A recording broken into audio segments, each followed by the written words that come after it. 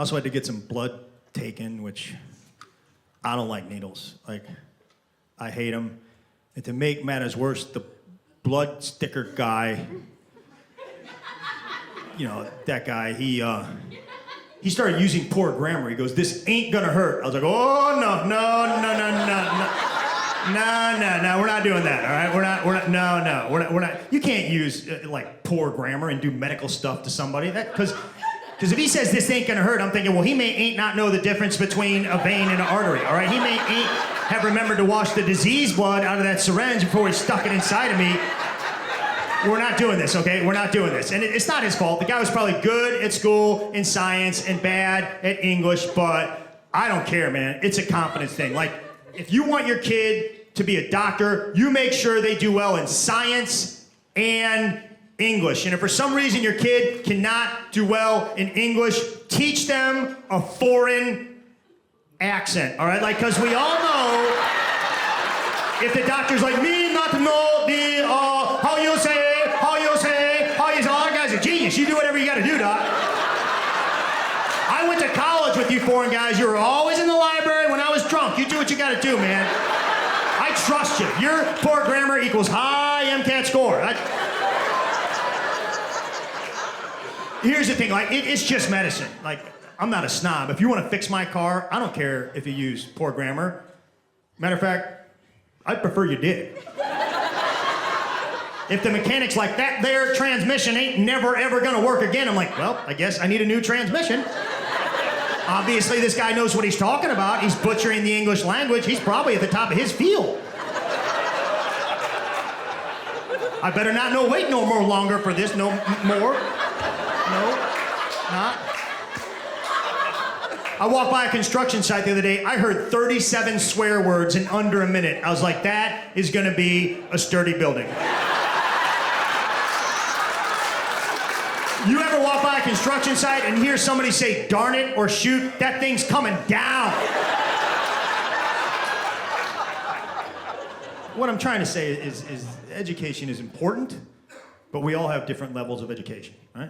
You know, that's fine. Makes us more interesting. You gotta know who you're talking to. I met this lady recently. We were at the grocery store. She was really nice. We started talking in line. She goes, "Yeah, my doctor says I need to start reading labels." She had kids. She goes, "If I can't pronounce one of the ingredients on that label, he said I should not feed that item to my child." I was like, "That's pretty good advice, depending on your level of education," right? If the mom's like, I guess that kid's not getting milk, all right? Doesn't seem fair. I can't feed my child Malik. My least favorite of most of the people on the planet right now are the end times people. They think it's the end times. It's not, by the way. It's not the end times. Just crummy times. Try to help someone in front of you. You're doing great. You're doing great. But here's the thing. They think it's the end times. Here's the worst. They want it to be the end times. There are people who wish it to be the end times right now because they want to get to the rapture.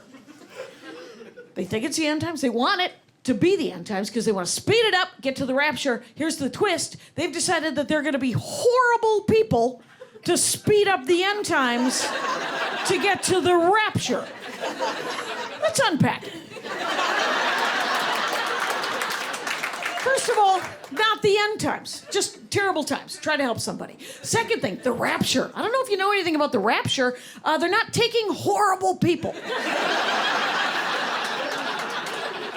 Third thing you may not know about the rapture, not real. Not real. Literally a parable to get you to not be a horrible person. But there's always a silver lining in every existence, in every moment in time. And the silver lining now is that the Germans are going to get to be the good guys in World War III. I used to get a really big laugh. I did that joke in Reykjavik, Iceland. 4 Germans in the front row were like, finally vindicated. And it makes sense. If you admit the worst thing you ever did, you get to be the hero in the sequel. So, good for the Germans. I was in Reykjavik, Iceland. You know how here in America you can go to a portrait studio and they'll dress you like a cowboy? And they'll take a picture of you dressed as a cowboy and then they'll put a sepia on that picture and then you will have a picture of yourself as an old-timey cowboy? I have always wanted such a photo. In Reykjavik, Iceland, downtown Reykjavik, Iceland, there is a portrait studio that will dress you like a Viking. And I said to my husband, a man, always a fun reveal. Can we go? Can we go? And he said, we already have an appointment because we are in love. And we went. And they put me in furs, and I had a bow and arrow and a shield and a spear, and I felt fierce, I felt dangerous, I felt sexy, and then I saw the photos.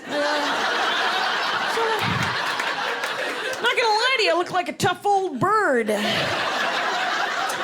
I look like the mother of 13, that's what I look like. I look like I just spent 20 years raising Viking children. Which, by the way, sounds like this. Who has been leaving smoked fish out to spoil? Lars, pick it up. And my husband, who makes video games for a living, and thus, by definition, is an indoor person, he saw his photos, and he said, I look like they came to the village, and they're like, we're gonna need everyone. Including the accountants. But who's sexier than the Viking accountant, right? That guy's counting the loot. Steady work. The photographer at that portrait studio had a dog, had a St. Bernard mutt dog. And I said to him, like you say to a guy with a dog, that is a nice dog. And he said to me, she was a rescue dog. And I said, that's great. And then there was a long pause. And then I said to the man in downtown Reykjavik, Iceland, what do you mean by that? She was a rescue dog. And he said, she used to rescue people on ice floes. She was a rescue dog. Oh. In America, when we say that, it means we've saved a Chihuahua mix and we're going to build ourselves a statue. I would like to pet all of your dogs. I want to pet all of your dogs. I would like to pet all of your dogs. Now, some of your dogs I'm not allowed to pet because they're shy, or they got the PTSD, or they're at work. I have a lot of friends who have working dogs. They have therapy dogs. They put all their anxieties into those dogs, and then those dogs shake like whippets. They are the dogs of Dorian Gray, those dogs. But I could be of use to your therapy dog. You got a therapy dog? Jackie Kashian, very, very friendly animal. I could pet your therapy dog, bleed off some of that anxiety from that dog into this animal right here. Then I give you back empty dog.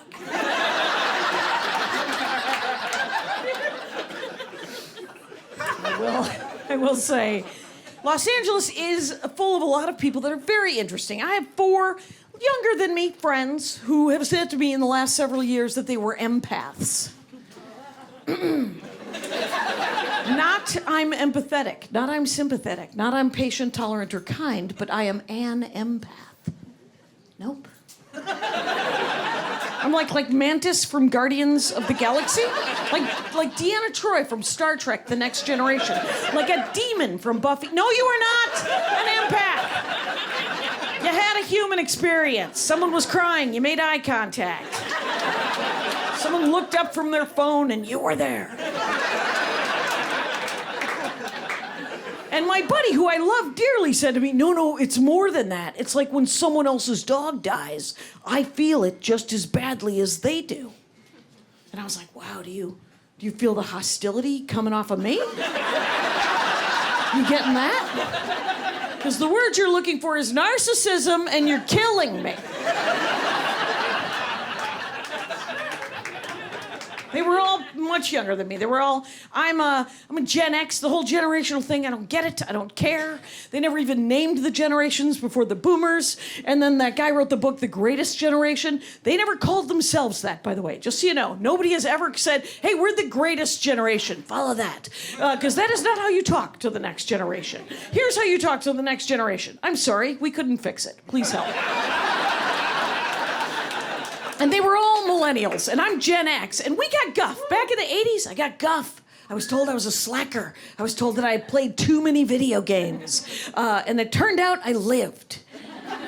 So it's all gonna work out. But I will say this, I have never seen the pile of guff that you people get. Everyone younger than the Gen X, so much guff. So much guff. You've caused everything. You've done everything wrong.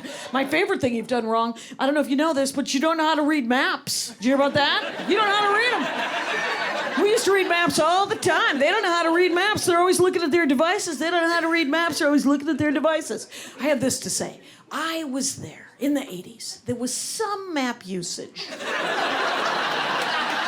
Not as much as has been reported. We mostly use people. I would call you. I would go, I live here, you live there. How do I get there?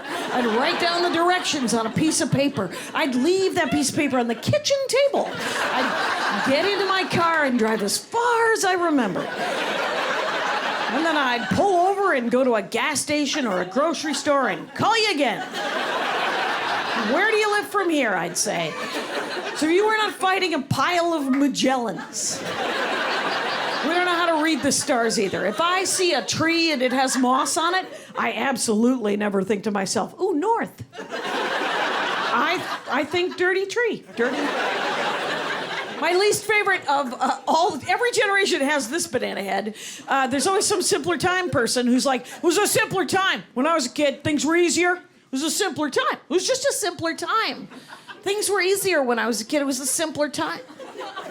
Yes, you were a child. I pray to God it was a simpler time. Unless you were 11 working in a sock factory in Hong Kong, like a buddy of mine, should have been a simpler time.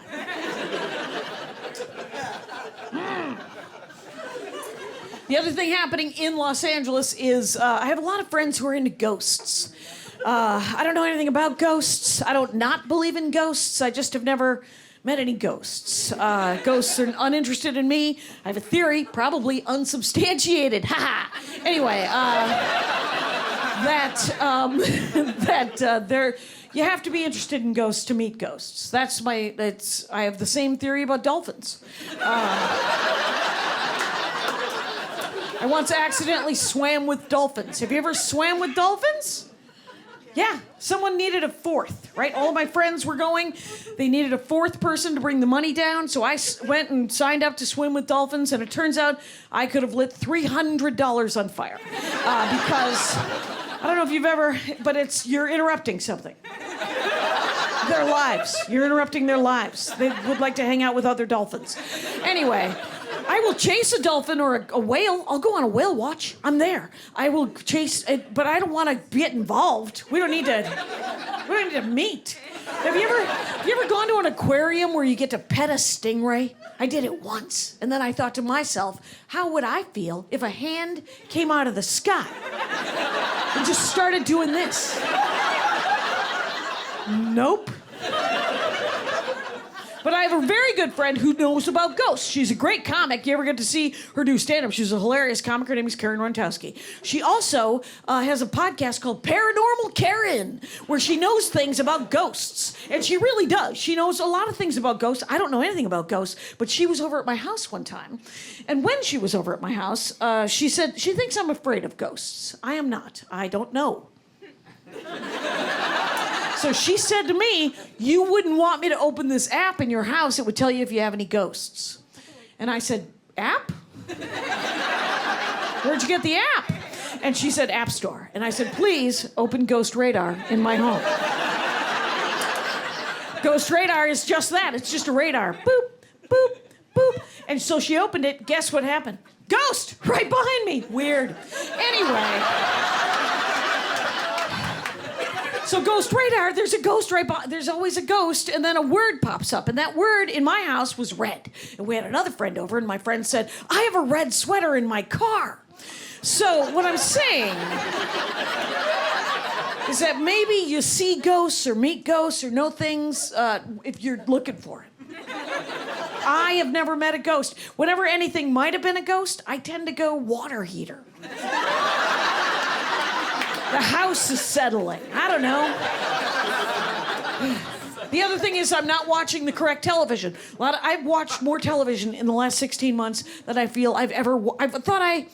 was watching a lot of television. It turns out other people are watching different nonsense than I am. I'm watching some other nonsense. And then other people are watching great stuff that isn't the great stuff I'm watching. So there seems to be some judgment there. But no one's watching my nonsense. My nonsense is Axel. I don't know if anyone's seen Axel. Axel, A-X-L, it's an acronym. The first time I saw it was on the back of a chair on an airplane on mute. And that is how I recommend you see it. It's on Netflix. It's terrible. It's an acronym. Here's the story. The story is this. The Army has created a robot murder dog. He doesn't want to be a robot murder dog, so he runs away.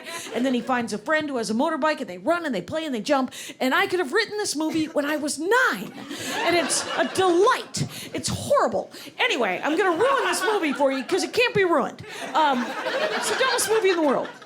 The Army would like their robot murder dog back.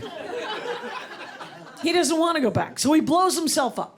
Now, oh yeah, we can't handle it as a people. Even a robot murder dog dying in a movie, we cannot handle. There is 20 more minutes of movie after he blows himself up, where we find out that not only has he blown himself up, Axel has backed himself up on the dark web. Yahoo! He's coming back. Axel 2, ketamine, child brides for us all. The other show that I've been watching is Flavorful Origins. I would actually recommend this one. This one is a docuseries, each episode 10 to 13 minutes. It is set in China. It's about Chinese food in small towns in China. It's beautifully shot. It's called Flavorful Origins. And what they do is they go to a small town in China, so, 11 to 17 million people. And they show you what noodle or what potato or what meat that they're eating in these small towns, and it's beautifully shot and it's delicious looking. And I love Chinese food and I love food television, and so I watched it. But every 4 or 5 episodes, there would be a food that I will not be eating. The last one I saw was the bile from the belly of a goat that then turned into stone soup. Everybody would bring a thing and make a big soup, and it was for festivals.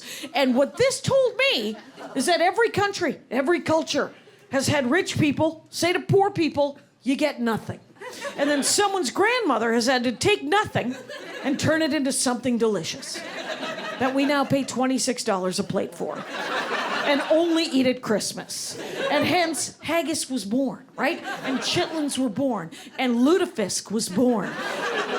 I'm from Wisconsin. You people know in Minnesota, lutefisk is dumb. It's dumb. They're all dumb. They're all dumb. All of our ancestors are rolling over in their graves going, oh my God, eat the goat. What are you doing? There's a goat right behind you. We didn't want to eat the... Lutefisk, if you don't know, Vikings came to Norway. They burned a town to the ground. And there was salted, smoked cod. Something was underneath the ashes. And somebody's grandmother grabbed that piece of cod and was like, maybe if we bake it and then boil it and lie and we eat it, everyone won't die? It's gross. It's foul. My grandmother from rural Turkey, Armenian from rural Turkey, they weren't allowed to eat the grapes. They had to eat the grape vines and the leaves. And so somebody's grandmother back in time made dolmades, right? They were like, well, maybe if we boil these and then wrap whatever food we can find in this and then bake it, and dolmades come and then $26 a plate. But but there's vegetarian dolmades and there's meat dolmades. And to my grandmother's dying day, whenever she would get vegetarian dolmades, she would say "Yalanchi sarma," which is Turkish for liar's wrap. She was like, we live in America. There's a pound of ground beef around here somewhere. Why are we doing this?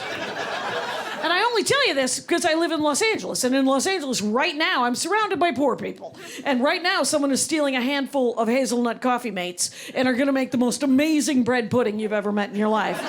And it's going to be available in about 6 months for $26. I like the gym now because my goal is just to get a good body for a relationship. That's a lot easier than a dating body, right? A good body for a relationship is just whatever body got you into the relationship. Now just maintain. That's a much lower bar than a good body for dating by about 6 abs. And now whenever it's summer and I go to the beach and I see like really strong, ripped guys with their shirts off, I just think, wow, you must feel so alone to be motivated to look like that. I can't watch the Olympics anymore. It makes me feel too sad. It's like if only you had somebody to go home to, you wouldn't feel the need to jump so high.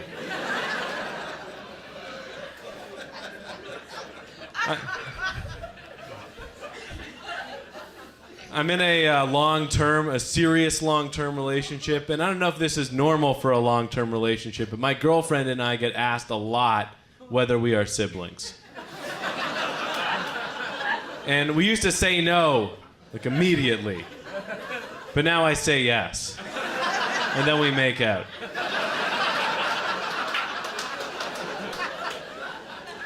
Sometimes I wonder, like, does my girlfriend really love kissing, or does she really hate me talking? Like, why does she always kiss me so hard when I start talking about history? Like, I get it, it's very exciting, but also suspicious. I hope it's okay that I call her my girlfriend. In my head, I think, should I say girlfriend or should I say partner? But I always end up saying girlfriend. And I think it's because I feel kind of entitled to it. Because I didn't spend all those nights in high school alone wishing for a partner. Like, oh, the things I'd like to do with a partner right now. Right? A girlfriend just sounds a lot cooler. Like a girlfriend will text you from her apartment and say, come over. Your partner texts you from the next room, why haven't you left yet? We need toilet paper. Your girlfriend will meet you at a bar wearing a leather jacket. Right? Your partner is at home eating chips in bed and trying to keep it a secret. Sometimes my girlfriend, she'll ask kind of obvious questions. Like we were having dinner at a restaurant and she was like, do you think that the server can tell from watching us that we're in like a serious relationship? So I said, well, we walked in holding hands and since then we've been sitting in silence for 30 minutes, so yeah, I think he knows that this is our anniversary. Then at the end of that meal, that server just brought us separate bills. Unprompted. Which is a crazy power that servers have. They can be like, I've been watching you two all night, and you should not be together.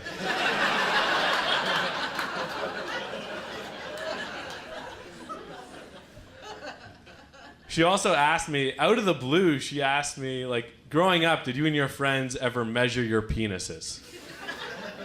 And I was like, no. Gross.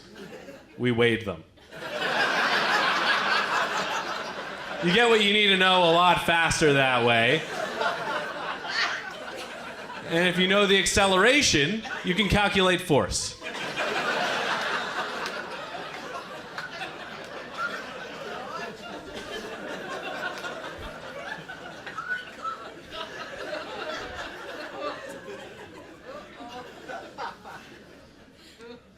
That's a creative way to remind people of physics. My girlfriend, she came to me with a list of all the celebrities she thinks she should be able to hook up with if she ever got the chance. And this upset me a lot, but then she said I could have my own list. So I just copied hers exactly. So that way, if we ever run into John Mayer, I can be like, hold on, you guys, I'm coming as well, because he's also on my list. Right? It's important to do things together as a couple so you have shared experiences to tell your grandchildren. My girlfriend is not just my girlfriend anymore. She is now also my landlord. Which is great because I get to pay my rent using my bedroom abilities. Plus the exact amount of money I owe in rent. So it's pretty tough to make rent now.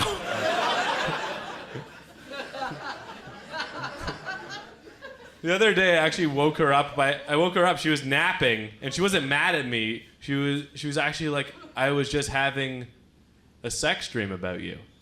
So then I said, well, I'm right here. And then she went back to sleep. So it's never been tougher to make rent. I like complimenting her. Sometimes, I don't know if you do this, I'll go for like a new compliment. Like I was trying to tell her that I think she's very attractive, and I said, you're a stone cold fox. And then I realized that's a weird compliment. Because what is a stone cold fox? It can only be a dead fox. Like, if we were on a hike and then I saw the rotting carcass of a fox, I'm not gonna be like, hey, twins. Every coffee place requires that you give your name. My name is Ophira. Clearly, I do not put that in the hands of a barista to toy with. Because it's just every single time I say my name in any context like that, it's always like, and the name is Ophira, and they go, oh my God, I've never heard that before. What kind of name is that? And I'll tell you, so Ophira is, it's a real name. First, it's a old name. It's a old Hebrew name that didn't catch on. So.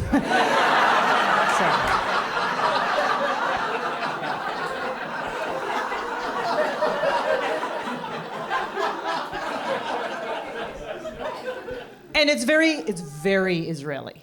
And I have an Israeli friend, and I said, well, it's popular there, right? Right? There, you know Ophira's in Israel? And he goes, no. Old name, nobody wants it. Right. Yeah, I'm the Mabel of Jerusalem, everybody. Just call me Tel Aviv Eunice. So I have a coffee name, and if anyone here has a weird name, I want to hear it, because if you have a weird name, you get into the vibe. You go into a Starbucks or whatever, and you use your coffee name. You use your caffeine alter ego. You have your Java pseudonym that you use to get your caffeine with as little issue as possible. Okay, who has one? You have one? Okay, what's your real name? Alian. Yeah, that's way too hard. Yeah, that's got syllables, and it sounds like too many other things. All right. Okay, so what's your coffee name? Ellie. So cute. Nice, so cute. So cute. I love that you're like, and I am very cute as an Ellie. I'm extremely cute as an Ellie. And is that an L-L-Y, Ellie? Actually, why? You don't care. It's not your real name. Who cares how you spell it? Yeah. Yes. Who cares? Okay, my real name's Ophira, and my coffee name is Joan. Joan. That's a good one, right? Joan. And it goes great. It goes over great. However, there was a misstep because I went into a Starbucks. And I was like, hey, can I get a medium coffee? And the name is Joan. And then I just waited. And the barista goes, that's my name too! And I was like, oh, no, I've never planned for this moment. And she goes, do you also hate the nickname Joni? And I was like, I've never created a backstory for my character.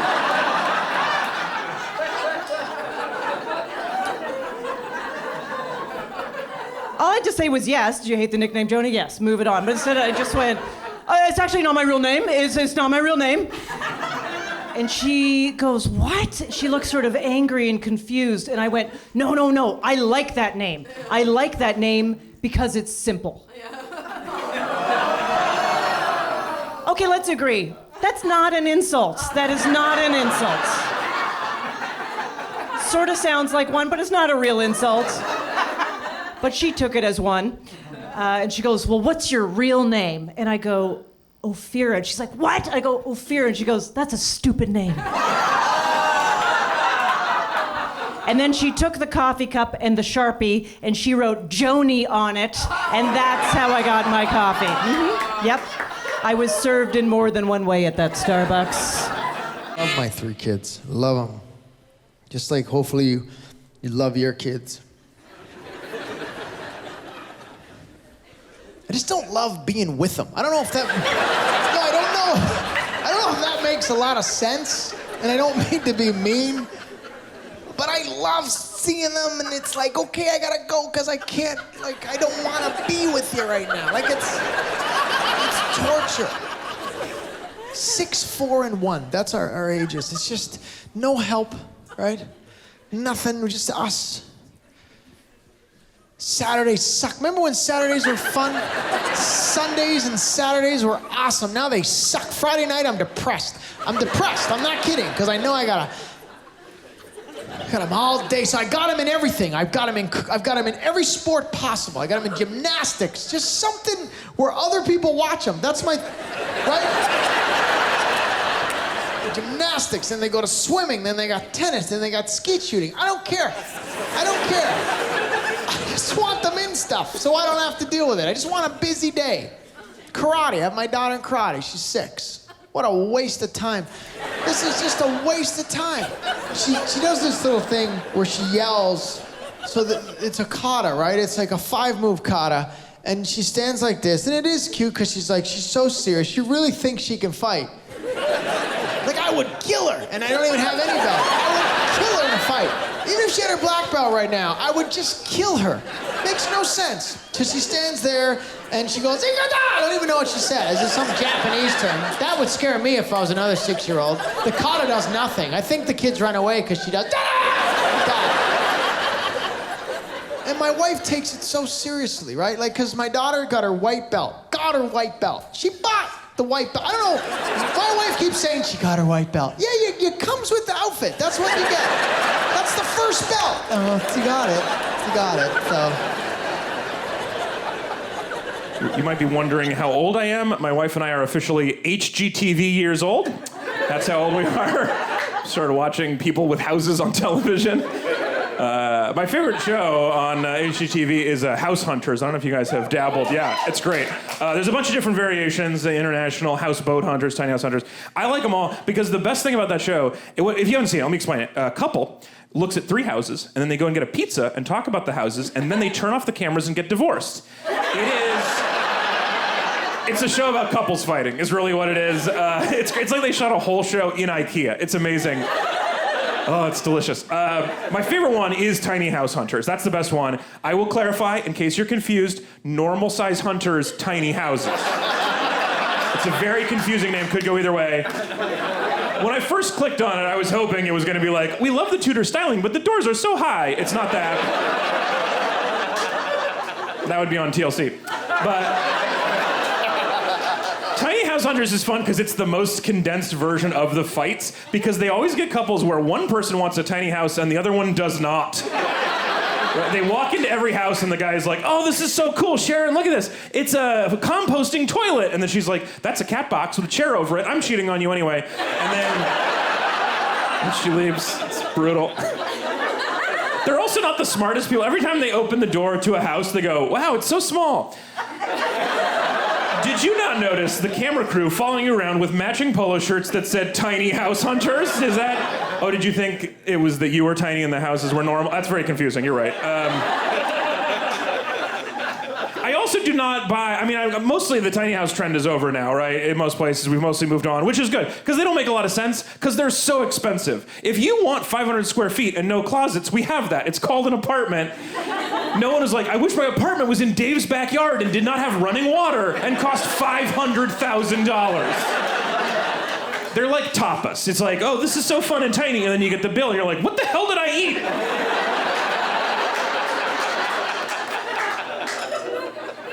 As a segue into the restaurant portion of the show. I love to eat, man. I do love to eat. That's my favorite thing. I'm a foodie. No, a glutton. I'm a glutton. I eat too much. Foodie's just a cool word for it. My favorite thing is trying new restaurants. Anywhere I go is to try new restaurants. Sometimes, though, the sad thing is sometimes I have to pick a restaurant based on a Yelp review. I don't know if you guys have seen these. Apparently, we assigned the job of reviewing restaurants exclusively to lunatics. Why did we do that?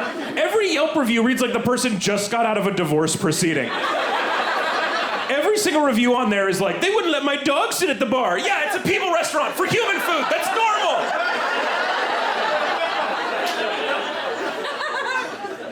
I was in New York. I was looking at a bagel place, and the first Yelp review said, "Too much cream cheese, 1 star." Who hurt you? What? How bad is your life that you get a little bit of cheese for free, and you're like, "The internet needs to know about this injustice. This will not stand, not while Tom has a computer." cheese was it? That's what I want to know. 1 star? That better have been a lot. That better have been a Nickelodeon game show amount of cheese. If you did not get slimed, 2 stars at the most. Because that's the point of the place, right? That's the point of bagels, is cream cheese. None of us were like, I wish toast was chewy, and the middle was missing. We want edible cheese.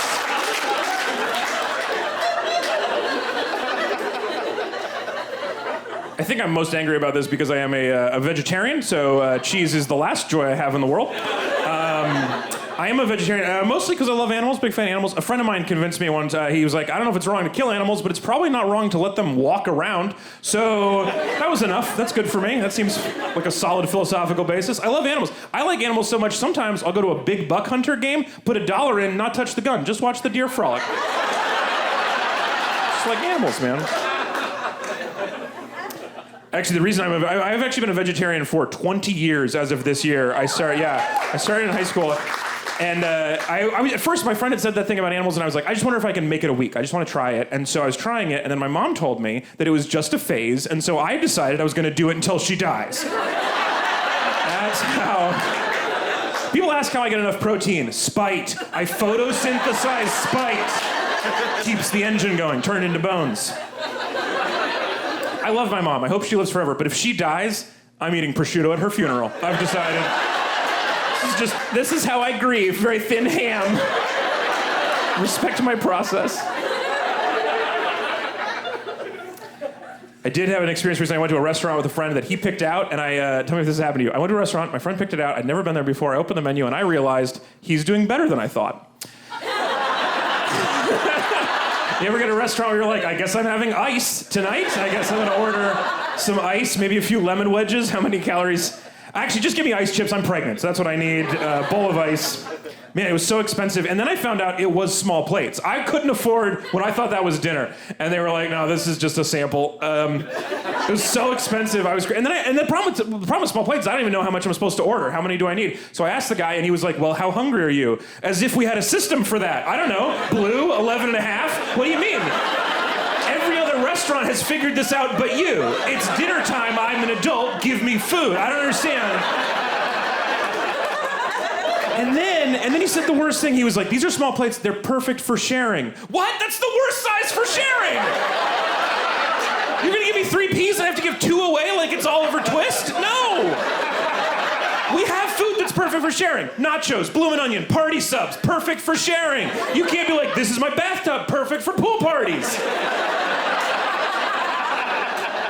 It's gotta be big. Oh, this is my twin bed. It's perfect for orgies. I became a fry cook. I worked with Tony. I knew right away I wasn't gonna get along with Tony because he called himself Tony. Why would you call yourself Tony when you could be Anthony, which is sexy, or Antonio, right? No, I'm Tony. Hey, Tony, what's up? I didn't want to work with Tony. We started fighting right away. We fought over music. I wanted to listen to The Cure and Echo and the Bunnymen and the Smiths. Yeah.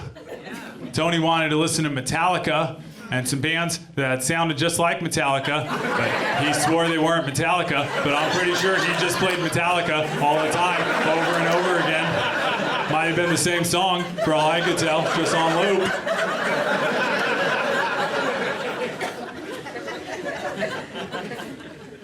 And what Tony and I did is we pressure fried your chicken. If you've ever tried making chicken at home, you wonder why it's not as good as Kentucky Fried Chicken. It's because they don't just deep fry it, they deep pressure fry it, which is a special thing. We would drop a huge thing of chicken into this giant vat of boiling grease, and then we would shut it and we would lock it in. And the pressure would build up and push the greasy goodness right down to the bone. So it's moist and delicious. But to get that chicken back out of there, you've got to release the pressure, which means you have to hit a button and something comes spraying out of it that I can only describe as grease steam. And grease steam is a phrase that should not exist. And the little valve with the grease steam, which way do you think it sprayed? That way? No, because that might damage the wall of the restaurant. Boom, right in the teenager's face. It's cool, we don't have problems with our skin. It'd be great. My goal in life is to find the engineer that designed that valve and kill them. So I'm working with Tony with our giant vats of grease. Now, as a terrible employee, I run to the back whenever I'm inspired to scribble down some words of poetry. Back there writing something Robert Smith derivative, no doubt. And then I come around the corner and I see something shocking. I see Tony, and he would appear to be standing next to the giant vat of boiling grease, holding his middle finger submerged, in the hot oil. Okay, your faces say that you want me to explain this. You want to know what the heck is really happening with Tony's finger and the vat of grease, and that's exactly how my brain felt at the time. What is this? My brain offers up, maybe Tony has a prosthetic finger. My brain says back to my brain, oh yeah, that's great, genius. We've worked with him all this time. We never noticed he had a prosthetic finger. He has shown us that finger on numerous occasions. We would have noticed. My brain says, okay, brain, then what's your solution? We're watching a teenager cook his finger? And then my mouth says, all right, brain, stop fighting with yourself. Let's just ask him, Tony, what's going on? And Tony looks up from this majestic thing and says, oh, this? It's nothing, bro. And he pulls his finger out, he shakes it off, and he gives me a good, solid look at it. And I look and I see this brown, crispy, fried up finger. And I almost pass out. The lights dim, I lose my balance a little bit. And Tony makes it worse. Tony reaches over and he grabs it and he pulls off the outer layer and he splats it at my feet. And I'm looking at this and I'm struggling to keep my Chicken Little sandwiches in my stomach. And I look back up at him and I'm expecting to see a skeletal finger with a few pieces of gristle maybe hanging from it.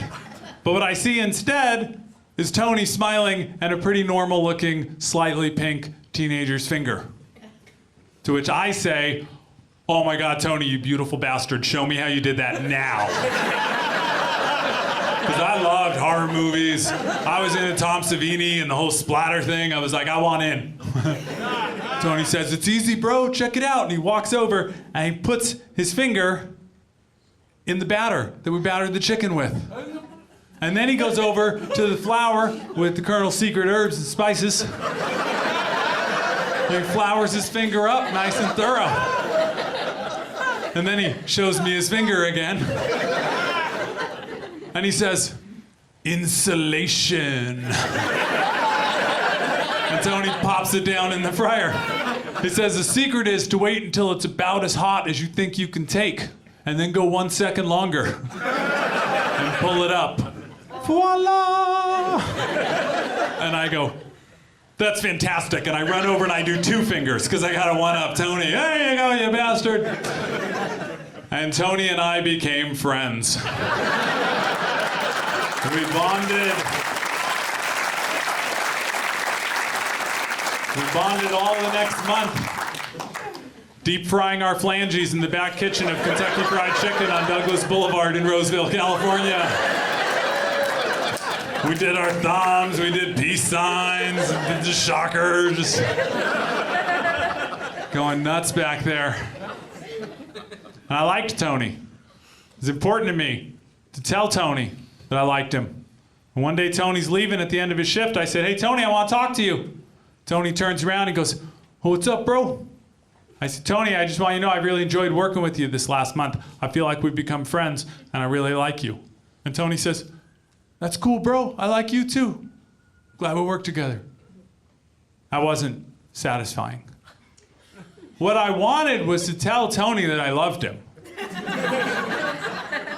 Which is a very hard thing for two 16-year-old heterosexual boys to express in Roseville, California in the 80s. It just wasn't the culture to say, I love you, bro, you know? So I said it the way that we said it.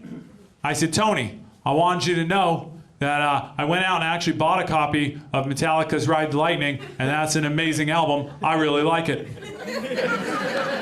And Tony took it the way I meant it, and he said, bro.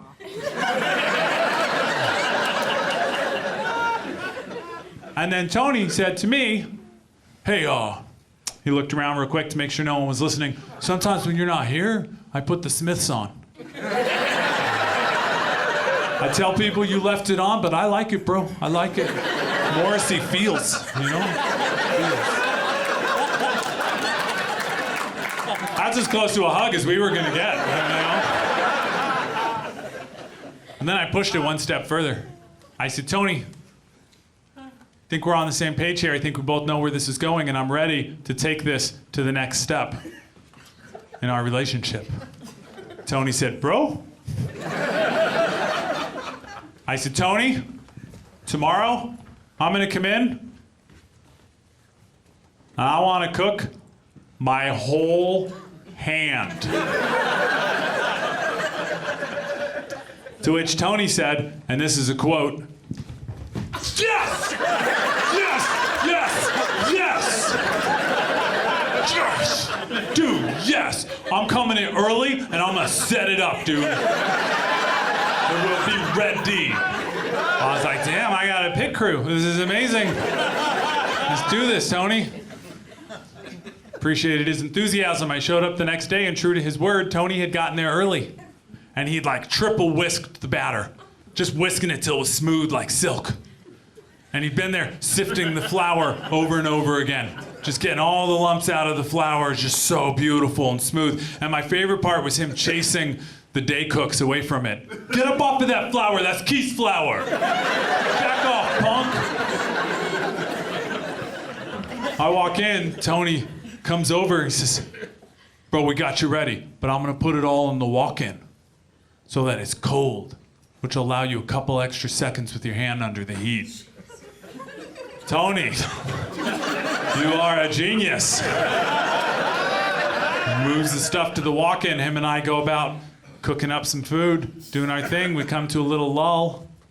Tony says to me, you ready, bro? I said, it's a good day to die. Tony gets the stuff out of the walk-in, he sets it up, and then Tony, to my amazement, walks over and takes me by the wrist. And then Tony walks me, holding my wrist, over to the batter. And Tony submerges my hand in the batter and then pulls it out. And Tony gets down on one knee and he studies it front and back between the fingers, really inspects it to make sure there's no thick spots, no bubbles. Then it gets Tony's stamp of approval. And then Tony moves it over to the flour.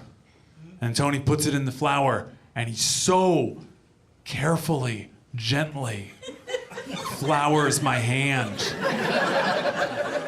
You ever watch those cooking shows and you see a chef handling a chicken breast and all the women watching are like, if only he touched me like that.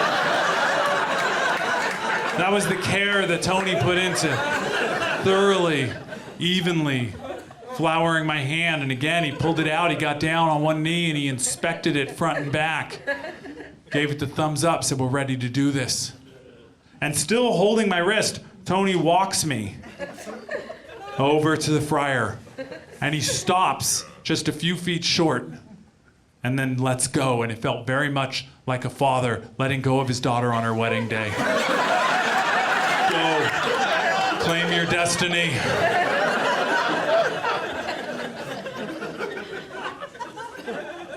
And there I was, standing with my beautifully battered and floured hand, holding it over a vat of boiling grease.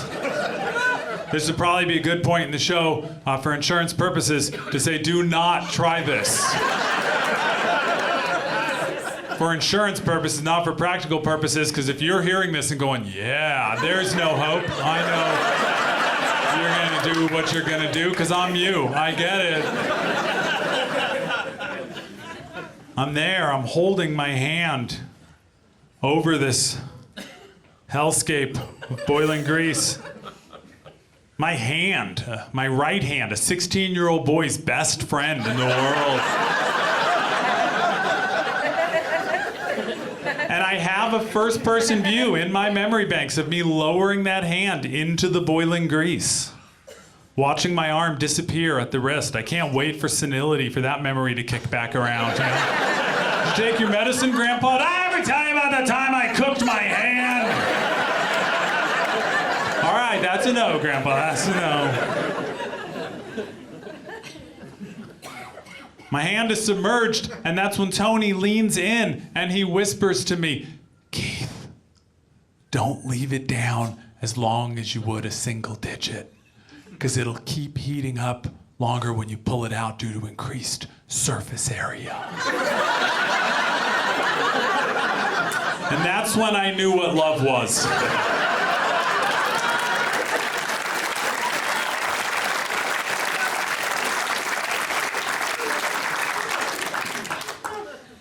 I remembered his warning, got pretty hot, pulled it out, I shook it so that no hot grease would run down my arm, because safety first.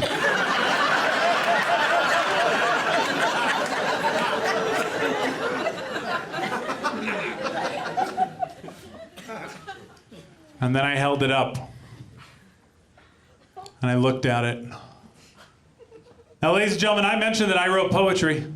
I've been in a band or two. I've dabbled in painting. I'm a stand-up comedian, and I have written a book. I have yet to create anything that could rival the beauty of that perfectly browned, original recipe, Kentucky Fried Hand.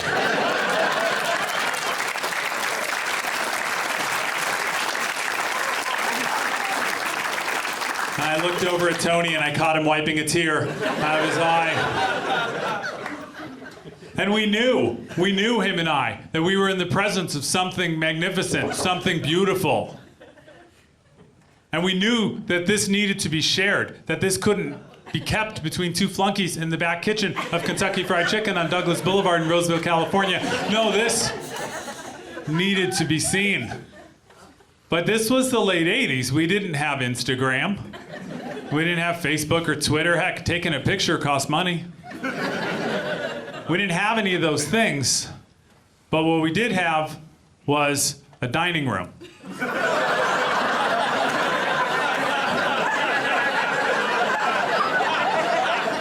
I hatched a plan. I decided that in my apron and my cook's hat, I would grab my hand around the wrist and I would run screaming through the restaurant.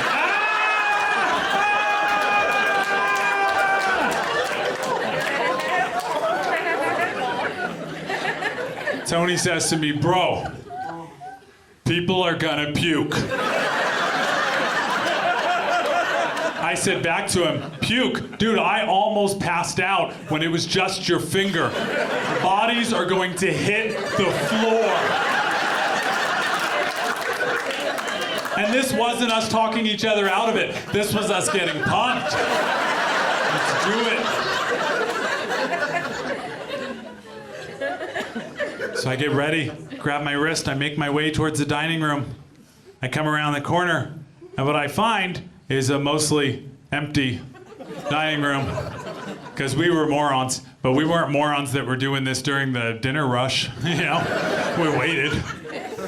The only people left in the dining room was a father who was probably recently divorced because he had his two little girls with him out to fast food on a weeknight. And as I come around the corner, his back is to me, but his two beautiful little girls are facing me. And I'm holding a Freddy Krueger monstrosity of a hand and inexplicably smiling ear to ear.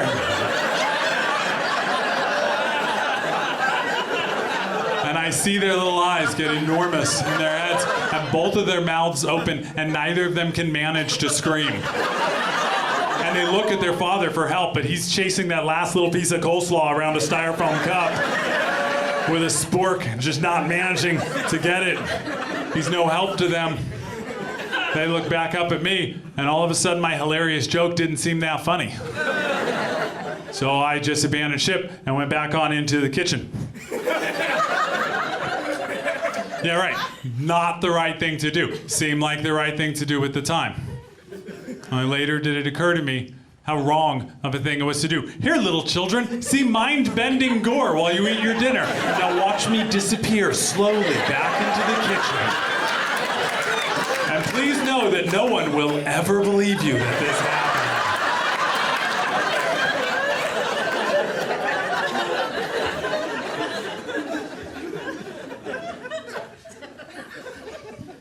I hope those little girls see this special. Jane, are you watching? It was real.